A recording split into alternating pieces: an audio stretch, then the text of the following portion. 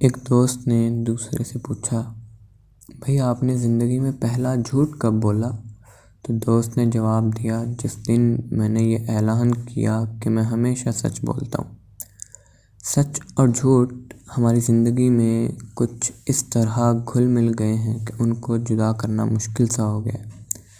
ایک کاذب ماحول میں صادق کی زندگی کربلا سے کم نہیں ہے۔ ایک شیخ نے اپنے مرید کو خرقہ خلافت عطا کیا اور اسے کسی بستی میں تبلیغ کے لیے بھیج دیا۔ کچھ عرصے کے بعد شیخ کو اطلاع ملی کہ ان کا مرید بڑا کامیاب ہے، سب لوگ اس سے خوش ہیں۔ شیخ نے مرید کو طلب کیا اور کہا کہ خرقہ خلافت واپس کر دے۔ مرید نے شیخ سے ناراضگی کا سبب دریافت کیا تو شیخ نے کہا، سنا ہے کہ سب لوگ تجھ سے خوش ہیں۔ مرید نے کہا، آپ کی مہربانی ہے۔ شیخ نے غصے سے کہا کہ سب لوگوں کا خوش ہونا اس بات کا ثبوت ہے کہ تم نے سچ بولنا چھوڑ دیا ہے۔ سچ اور جھوٹ کی شناخت ہر انسان کو ایک جیسی میسر نہیں ہوتی۔ ایسا ممکن ہے کہ وہ انسان اپنی اپنی صداقت کے زوم میں ایک دوسرے سے دست و گریباں ہو جائیں۔ ایک انسان کا انداز فکر دوسرے انسان کے انداز فکر کے برابر نہیں ہوتا۔ شعور اور ترجیحات کا فرق ایک ہی صداقت کے بیان میں فرق پیدا کر دیتا ہے۔ شبنم کے قطرے صبح کی مسکراہٹ بھی ہیں اور رات کے آنسو بھی۔ تو انداز فکر بدل جائے تو نظارہ بدل جاتا ہے۔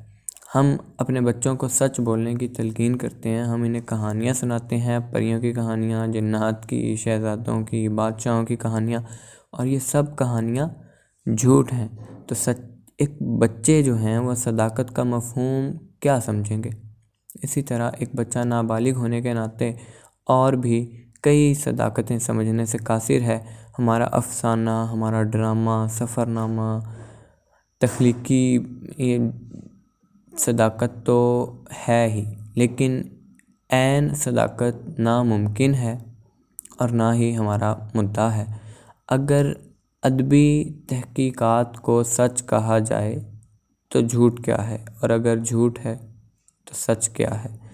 حضرت مولانا روم کی مثنوی فارسی زبان میں قرآن کہلاتی ہے، لیکن مثنوی کی اکثر کہانیاں عربی کے قرآن کے مفہوم کے مطابق سچ نہیں ہیں، لیکن ان سے حقیقت فہمی آسان ہوتی ہے۔ بے باک بیانی نے مثنوی کے اندر رہ کر صداقت کا پہلو نمایاں اس میں کیا، اور اگر کوئی اور مصنف ایسی ویسی کہانی لکھ دے تو نہ صرف یہ کہ وہ صداقت بھی مٹ جائے گی بلکہ فحاشی بھی بن سکتی ہے۔ دراصل صداقت بیان کرنے میں والے کے ساتھ اپنے رنگ کو بدلتی رہتی ہے۔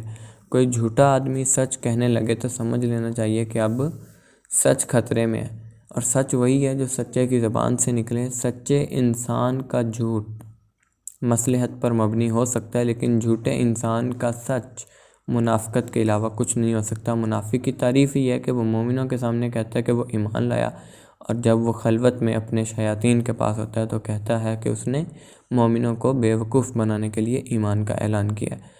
تو منافق اس انسان کو کہتے ہیں جو مومنوں اور کافروں میں بیک وقت مقبول ہونا چاہیے۔ تو بعض اوقات سچ کا بیان بے ربط ہونے کی وجہ سے بے معنی سا ہو جاتا ہے۔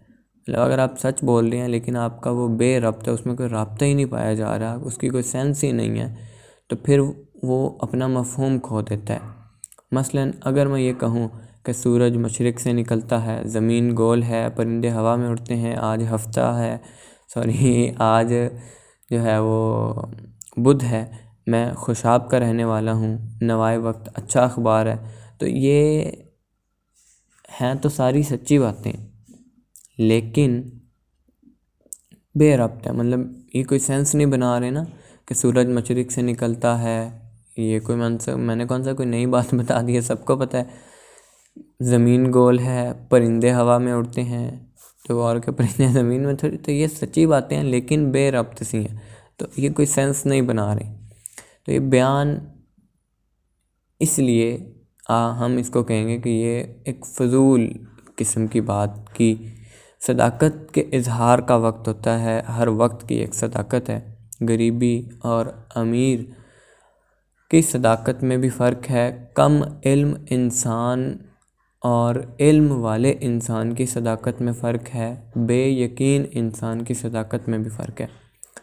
اور ہم سچائی کو اپنے معیار کے مطابق جانتے ہیں، قاتل اور مقتول کا رب تو ایک ہے، لیکن دونوں فریق بیک وقت اس صداقت کو کیسے مان لیں؟ بیمار اور صحت مند انسان ایک ہی صداقت کو ایک جیسا نہیں مان سکتے۔ غرض یہ کہ ہر انسان اپنے معیار فکر سے سچ اور جھوٹ کا اندازہ کرتا ہے۔ محبت کرنے والوں کی صداقت اور ہے، محروم محبت جو ہیں ان کا سچ اور ہے۔ مثال کے طور پر لفظ انسان کو لیتے ہم۔ اب ہر آدمی انسان کے بارے میں الگ شعور رکھتا ہے۔ انسان کی تعریف میں ہمیں طرح طرح کے بیان ملتے ہیں، مثلا انسان اشرف المخلوقات ہے، انسان ظالم ہے، جاہل ہے، تو دونوں سچ، لیکن دونوں سچ ڈیفرنٹ پرسپیکٹیو میں۔ تو ایک کی سچائی دوسرے کی سچائی نہیں ہے، مطلب ایک کہہ رہا ہے انسان اشرف المخلوقات ہے، یہ بھی سچ ہے، دوسرا کہہ رہا ہے انسان ظالم اور جاہل ہے، یہ بھی سچ ہے۔ پھر انسان ہی احسن، جو اللہ تعالیٰ نے سورۃ 3 میں فرمایا احسنی تقویم، اس کی تشریح ہے۔ انسان دوسری جگہ پہ اسفل سافلین بھی انسان ہی ہے۔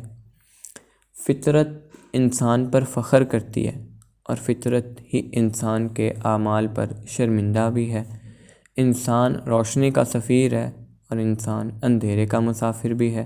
انسان کو سوچنے والا بنایا گیا، اس کے سینے میں دھڑکنے والا دل ہے۔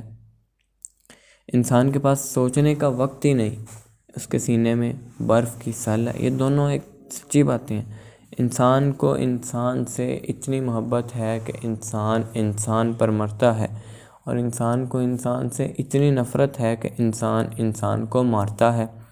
انسان رحمان کا مظہر ہے، انسان شیطان کا پیروکار ہے۔ انسان فطرت کے ہر راز سے باخبر ہے، اور انسان کی خاطر اللہ نے شیطان کو دور کر دیا، اور شیطان کی خاطر انسان اللہ سے دور ہو گیا۔ انسان کو اس کے عمل اور ارادے میں آزاد رہنے دیا گیا، اور انسان کے عمل پر جبر کے پہرے بٹھا دیے گئے۔ انسان کو اللہ نے آزادی دی، بادشاہی دی، عزت دی۔ انسان کو کس نے مجبوری دی؟ غلامی دی، ذلت دی۔ انسان حیا کا پیکر ہے، انسان لطافتوں کا مرقع ہے، انسان جنسیات کے تابع ہے، انسان معاشیات سے مجبور ہے، انسان سماج بناتا ہے، انسان سماج شکن ہے، انسان صلح کا خوگر ہے، انسان جنگ و جدال بھی کرتا ہے۔